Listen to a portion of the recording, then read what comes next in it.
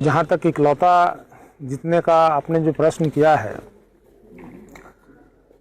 चुनाव में कहीं ना कहीं ऊपर से गड़बड़ी की गई है और यहाँ भी गड़बड़ी की जाती, लेकिन यहाँ पे मार्जिन ज़्यादा था इसलिए यहाँ पे मतलब नहीं हो पाया।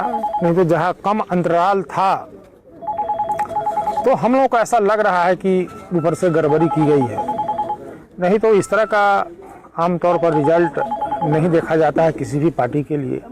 फिर भी ये समीक्षा की चीज़ है, समीक्षा होगी पार्टी में तो उस पर तय किया जाएगा कि कहाँ से गड़बड़ी हुई है, कहाँ से चूक हुई है। यही है। बड़े अंतर से पारू में आप जीत दर्ज किए, कैसे देखते हैं? लड़ाई किस प्रकार हुई?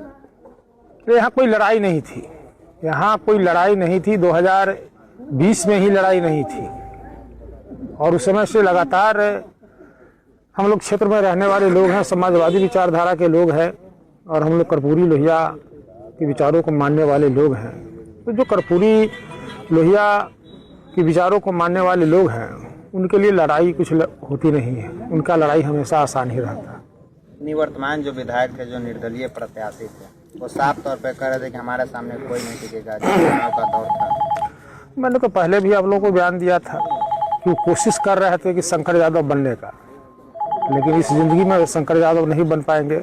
अब तो विधायक रहे नहीं, इसलिए ज़्यादा बोलना उन पर अब कहीं से उचित नहीं है। सभी उम्मीदवार यह बोल रहे थे कि शंकर यादव के जितना पारू के लिए अच्छा नहीं होगा। यह लगभग सभी पार्टी के उम्मीदवार और पार्टी का एक ही हमला चल रहा था। अच्छा, पार्टी के बोलने से क्या है? वोट देना है यहाँ की आम जनता को, यहाँ की मतदाता को, तो मतदाता मालिक ने निर्णय करेंगे कि कौन अच्छा रहेगा कौन खराब रहेगा। इसलिए मतदाता ने तो निर्णय कर दिया कि कौन अच्छा है हमारे लिए, कौन खराब है। उनके बोलने से क्या होगा? 20 साल से सत्ता में था, उसके खिलाफ हम लोग बोल रहे थे, आपके खिलाफ ज्यादा बोल रहे थे। तो वही तो समझिए ना, इस राजनीति को समझिए कि जो सत्ता में है 20 साल से क्या किए नहीं किए उनसे सवाल पूछने वाला कोई नहीं था, लेकिन शंकर यादव पर सारे मतलब दल के लोग नेता उंगली उठा रहे थे। किस लिए उंगली उठा रहे थे तो उसका जवाब हम क्या देंगे? हमारी साथ जो जनता, पारू की महान जनता ने दे दिया। हम जीत कर आएंगे तो यहाँ पे सबसे पहले भ्रष्टाचार के बारे में सोचेंगे, भ्रष्टाचारियों का उजागर करेंगे। बिल्कुल भ्रष्टाचारियों को मैं यहाँ समाप्त करूंगा, वो मेरा निर्णय है और उस निर्णय के लिए चाहे जितना शंकर यादव को संघर्ष करना पड़ेगा सड़क पर संघर्ष करेंगे। लेकिन आप लोगों को भी दायित्व बनता है कि समय समय पर आप लोग पत्रकार हैं, सोशल मीडिया के साथी हैं, आप लोग भी बताने का हमको सहयोग करें, मतलब आप लोग सहयोग कीजिए इस काम में। और मैं निश्चित रूप से समझता हूं कि आम जनता जाए पारू प्रखंड या सरैया प्रखंड में अगर भ्रष्टाचार अगर कम नहीं दिखाई देता हो तो आप आकर मुझसे बताएं।